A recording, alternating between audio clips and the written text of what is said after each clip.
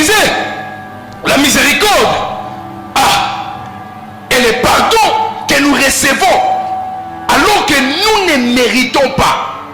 Lorsque nous parlons de la miséricorde dans ce sens, c'est le pardon que nous avons auprès de Dieu. Mais nous n'avons pas mérité ce pardon. Cela nous est arrivé parce que Dieu a voulu.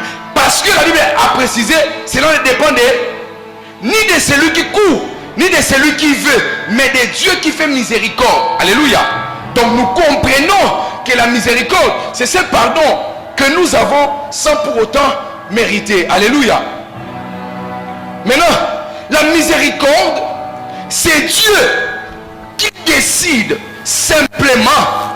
Il fait les choses dans sa prérogative à cause de l'œuvre achevée de Jésus pour nous. Je vais m'expliquer. Dans le texte de départ, la Bible dit clairement que Dieu a préféré, on a dit Dieu a aimé Jacob, mais il a haï Esaïe.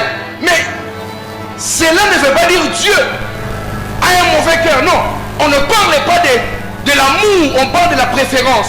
La préférence ou le choix de Dieu partait plus vers Jacob qu'Ésaü. Mais Ésaü n'était pas moindre. Alléluia. Ça veut dire, lorsque l'apôtre Paul, il écrit le livre des Romains au chapitre 9, il veut nous faire comprendre une chose. Celui qui est l'aîné n'est pas forcément le choix de Dieu. Celui qui est devant n'est pas forcément la volonté de Dieu. Celui qui a les moyens n'est pas forcément l'utile de Dieu. Celui qui prêche bien n'est pas seulement le choix de Dieu.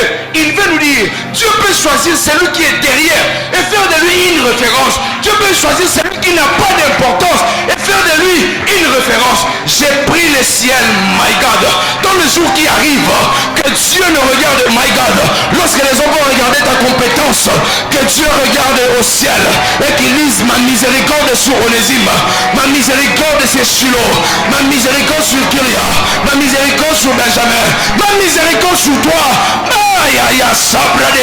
Que la saison de miséricorde arrive dans notre vie, que cela arrive, et cela au nom de